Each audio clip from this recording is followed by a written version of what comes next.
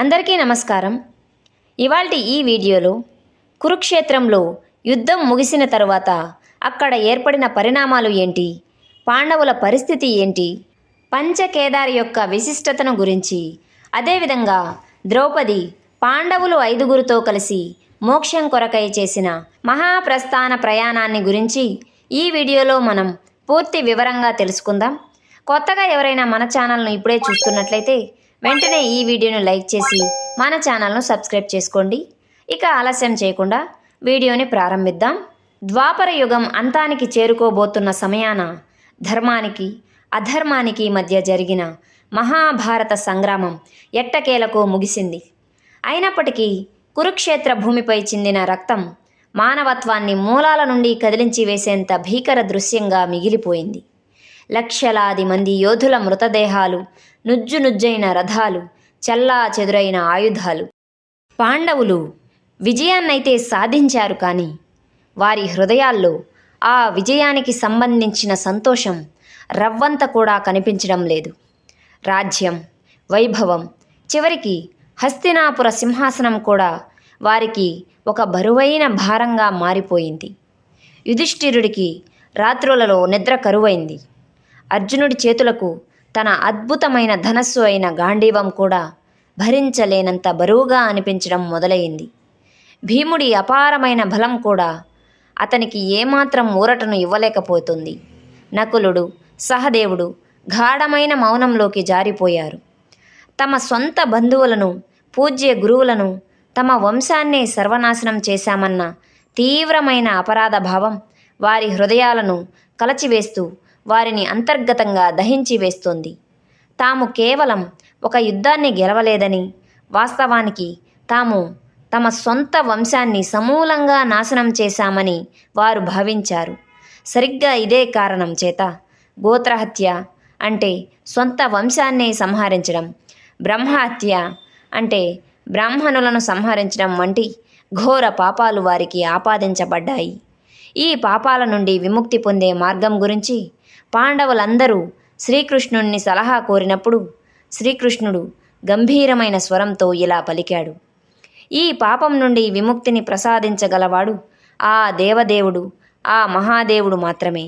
మీరు వెళ్ళి ఆయన పాదాల చెంత శరణు కోరండి అని శ్రీకృష్ణుడు పాండవులకు తెలియజేశాడు. పాండవులు వెంటనే కాశీకి బయలుదేరారు. ఎందుకంటే కాశీనగరం పరమశివుడికి అత్యంత ప్రీతిపాత్రమైన నగరంగా పూజించబడుతుంది. అయితే పాండవులు సృష్టించిన ఆ విధ్వంసం పట్ల పరమశివుడు ప్రసన్నుడై లేడు. ధర్మాన్ని పునఃస్థాపించడానికి ఆ యుద్ధం ఒక అనివార్యమైన దుష్పరిమాణమని ఆయనకు తెలుసు. అయినప్పటికీ ఆ యుద్ధంలో జరిగిన రక్తపాతం యొక్క తీవ్రత మహాశివుణ్ణి తీవ్ర మనస్తాపానికి గురిచేసింది. తత్ఫలితంగా ఆయన పాండవులకు తన దివ్య దర్శనాన్ని ఇవ్వడానికి నిరాకరించి రహస్యంగా హిమాలయాల వైపు పయనమయ్యాడు. అయితే పాండవులు ఓటమిని అంగీకరించేవారు కాదు. హిమాలయాలలోని ప్రమాదకరమైన లోయలు, మంచుతో కప్పబడిన శిఖరాలు మరియు దుర్భేద్యమైన అడవుల గుండా ప్రయాణించి వారు చివరికి కేదార్ఖండ్ ప్రాంతానికి చేరుకున్నారు. హిమాలయాలలోని ఆ ప్రత్యేక ప్రాంతం నిజంగా దివ్యమైనది. చుట్టూ మంచుతో కప్పబడిన పర్వతాలు, మందాకిని నది యొక్క గంభీరమైన ప్రవాహంతో నిండి గాలిలో ప్రతిధ్వనించే హరహర మహాదేవ అనే నామంతో మారిమోగిపోతోంది. అయినప్పటికీ మహాదేవుడు వారికి దూరంగా ఉండాలని కోరుకుంటున్నాడు. ఆయన ఒక భారీ వృషభంగా రూపాంతరం చెంది గుప్త కాశీ సమీపంలో పచ్చిక మేస్తున్న పశువుల మందలో చేరాడు. సాధారణంగా కనిపించే ఈ వృషభం వాస్తవానికి సాక్షాత్తు మహాదేవుడేనని పాండవులు గ్రహించారు. అప్పుడు భీముడు తన తెలివితేటలను, అపారమైన బలాన్ని ఉపయోగించాడు. అతను తన శరీరాన్ని ఎంత భారీగా విస్తరించాడంటే అతని కాళ్ళు 2 వేర్వేరు పర్వతాలపై ఆంచి ఉన్నాయి. ఫలితంగా పశువుల మంద మొత్తం అతని కాళ్ళ కింద నుండి వెళ్లాల్సి వచ్చింది. ఒక్క వృషభం తప్ప మిగతా జంతువులన్నీ భీముని కింద నుండి వెళ్ళిపోయాయి. ఆ వృషభం మాత్రం అక్కడే ఆగిపోయింది. అది భీముడికి నమస్కరించడానికి నిరాకరించింది. అదే నిజంగా మహాదేవుడేనని భీముడు వెంటనే గ్రహించాడు. భీముడు ఆ వృషభాన్ని పట్టుకోవడానికి ముందుకు అడుగు వేయగానే వృషభం రూపంలో ఉన్న మహాదేవుడు భూమిలోకి కుంగిపోవడం ప్రారంభించాడు. భూమి కంపించింది. పర్వతాలు ఉరుముల గర్జనలతో ప్రతిధ్వనించాయి. మరియు వాతావరణం మొత్తం దైవిక శక్తితో నిండిపోయింది. సరిగ్గా అదే క్షణంలో భీముడు తన సర్వశక్తిని ప్రయోగించి ఆ వృషభాన్ని దాని మూపురం వద్ద పట్టుకున్నాడు. పాండవుల అచంచలమైన విశ్వాసం, తపస్సు మరియు భక్తిని చూసిన ఆ మహాదేవుని ఆగ్రహం చల్లారింది. ఆయన తన నిజస్వరూపాన్ని ఆవిష్కరించుకున్నాడు. ఆయన జటాజూటం నుండి కాంతి ప్రసరించింది. ఆయన త్రిశూలం ఆకాశాన్ని తాకుతున్నట్లుగా కనిపించింది మరియు ఆయన కళ్ళు కరుణతో ప్రకాశించాయి.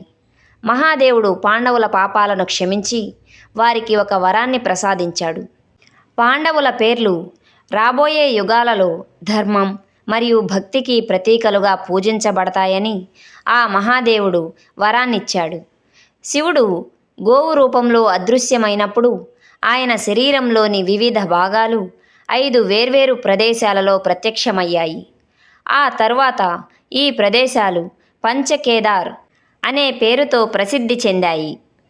ఈ పంచకేదార్లోని 5 ప్రాంతాల యొక్క విశిష్టతను తెలుసుకుందాం. మొట్టమొదటిగా కేదార్నాథ్లో మహాశివుని యొక్క మూపుర భాగం అనగా వీపు భాగం ప్రత్యక్షమైంది. దీనిని నేటికి అక్కడ ఒక విశిష్టమైన శిలారూపంలో పూజిస్తున్నారు. రెండవది తుంగనాథ్. ఇక్కడ స్వామివారి బాహువులు ప్రత్యక్షమయ్యాయి. ఈ ప్రదేశం నేడు ప్రపంచంలోని అత్యంత ఎత్తైన శివాలయంగా పరిగణించబడుతుంది. మూడవది రుద్రనాథ్. ఈ ప్రదేశంలో మహాశివుని ముఖం ప్రత్యక్షమైంది.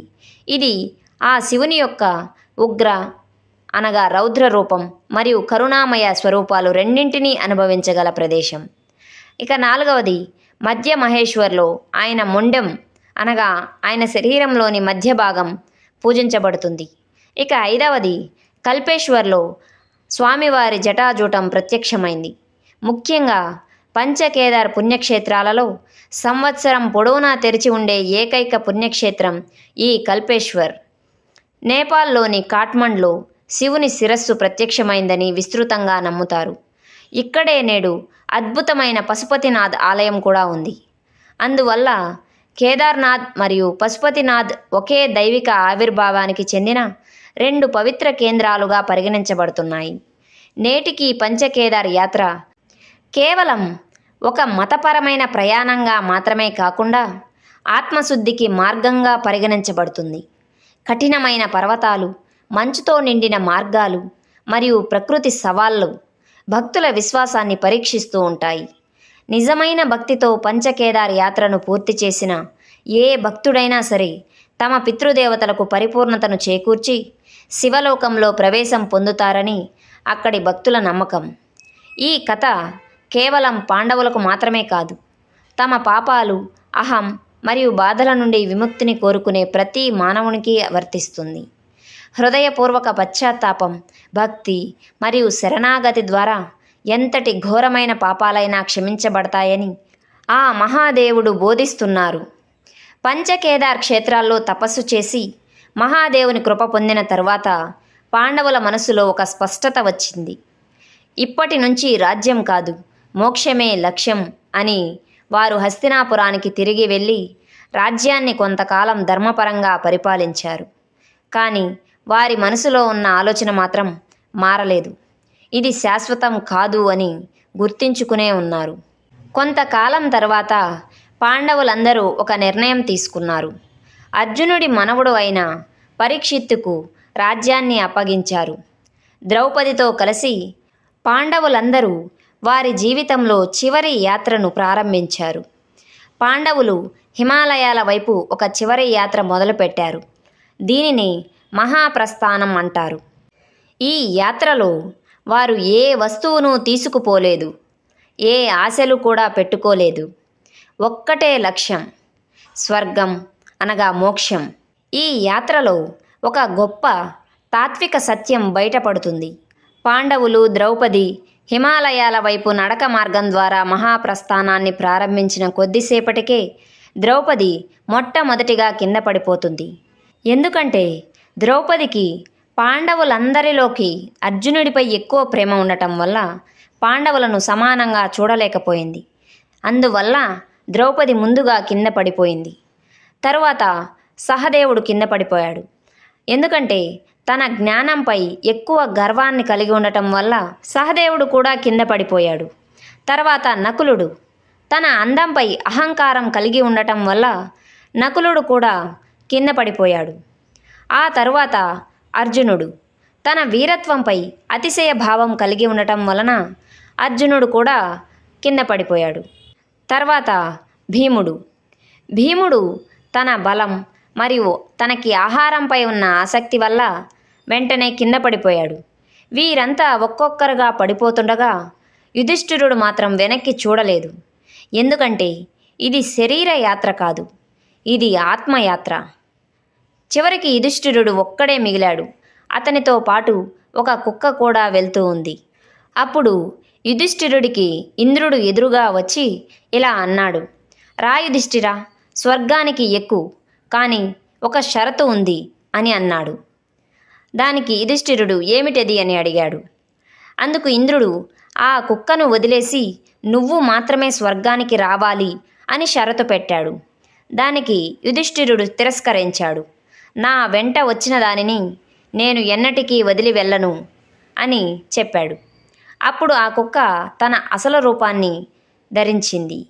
అది సాక్షాత్తు ధర్మదేవుడు. యుధిష్ఠిరుడు చివరి పరీక్షలో కూడా విజయాన్ని సాధించాడు. శరీరంతో పాటు స్వర్గానికి చేరిన ఏకైక పాండవుడు ఈ యుధిష్ఠిరుడు. కానీ అక్కడ ఒక ఆశ్చర్యం ఎదురైంది. కౌరవులందరూ స్వర్గంలో ఉన్నారు, కానీ యుధిష్ఠిరుడికి మాత్రం పాండవులెవ్వరూ కనిపించటం లేదు. ఇది చూసిన యుధిష్ఠిరుడు చాలా బాధపడ్డాడు. తర్వాత అది కూడా ఒక రకమైన పరీక్షేనని తెలిసింది. చివరికి పాండవులందరూ స్వర్గంలో కలుసుకున్నారు. వారి పాపాలన్నీ పూర్తిగా శుద్ధి అయ్యాయి. ఈ కథలో అసలు బోధన ఏమిటంటే, మన జీవితం మొత్తం ధర్మాన్ని పాటించినా కూడా ఒక చిన్న అహంకారం ఉన్నప్పటికీ మోక్షానికి అది అడ్డంకి అవుతుంది. నిజమైన విజయం త్యాగం మరియు వినయం. చివరికి మనతో వచ్చేది మన కర్మ మాత్రమే అని గుర్తుంచుకోవాలి. ఇదే పాండవుల మహాప్రస్థానం. రాజ్యాన్ని గెలిచిన వీరులు కూడా చివరికి తెలుసుకున్న సత్యం ఒక్కటే, శక్తి, సంపద, కీర్తి ఇవన్నీ శాశ్వతం కాదు. మనిషి జీవితంలో చివరికి వెంట వచ్చే దాంట్లో ధర్మమే మొదటిది. అన్నింటినీ వదిలి హిమాలయాల వైపు అడుగులు వేసిన పాండవులు ప్రపంచానికి ఒక గొప్ప సందేశాన్ని ఇచ్చారు. అహంకారం పడిపోయింది, బంధాలు విడిపోయాయి, శరీరం అలసిపోయింది, కానీ ధర్మం మాత్రం యుధిష్ఠిరుడితో చివరి వరకు నడిచింది. ద్రౌపది నుండి భీముడి వరకు ఒక్కొక్కరిగా మార్గమధ్యంలో పడిపోవడం మనిషి బలహీనతలకు ప్రతీక. కానీ యుధిష్ఠిరుడు మాత్రం నిజం, న్యాయం, ధర్మాన్ని ఎప్పుడూ విడిచిపెట్టలేదు. అందుకే ఆయన స్వర్గానికి సజీవంగా చేరుకున్న మహానుభావుడయ్యాడు. ఈ కథ మనకు చెబుతున్న గొప్ప నిజం ఏంటంటే, జీవితంలో గెలుపు అంటే రాజ్యాన్ని గెలవడం కాదు, మనసును గెలవడం, ధర్మాన్ని కాపాడటం, చివరి శ్వాస వరకు సత్యంతో నడవడం. పాండవుల మహాప్రస్థానం ముగిసినా కానీ వారి ధర్మయాత్ర యుగ యుగాల పాటు మన హృదయాల్లో నిలిచిపోతుంది. హర హర మహాదేవ్, జై శ్రీకృష్ణ. ధర్మమే చివరికి గెలుస్తుంది. ఓం నమః శివాయ. ఈ వీడియోను పూర్తిగా చూసిన ప్రతి ఒక్కరికి నా హృదయపూర్వక ధన్యవాదాలు తెలుపుకుంటూ, ఈ వీడియో కనుక మీకు నచ్చినట్లయితే ఈ వీడియో కింద లైక్ చేసి మన ఛానల్ను సబ్స్క్రైబ్ చేసుకోండి. అలాగే పక్కనున్న బెల్ ఐకాన్ను ట్యాప్ చేసి ఆల్లో ఉంచుకోండి. అప్పుడే నేను పోస్ట్ చేసిన వీడియోలు మీకు నోటిఫికేషన్ రూపంలో వస్తాయి. ఇలాంటి మరెన్నో ఆధ్యాత్మిక విషయాలను మీ స్నేహితులకు, మీ శ్రేయోభిలాషులకు, మీ పిల్లలకు తెలియజేయాలనుకుంటే ఈ వీడియోని వారికి షేర్ చేయగలరు. మరొకసారి అందరికీ ధన్యవాదాలు తెలుపుకుంటూ మరో మంచి వీడియోతో మళ్ళీ కలుద్దాం. అప్పటి వరకు సెలవు.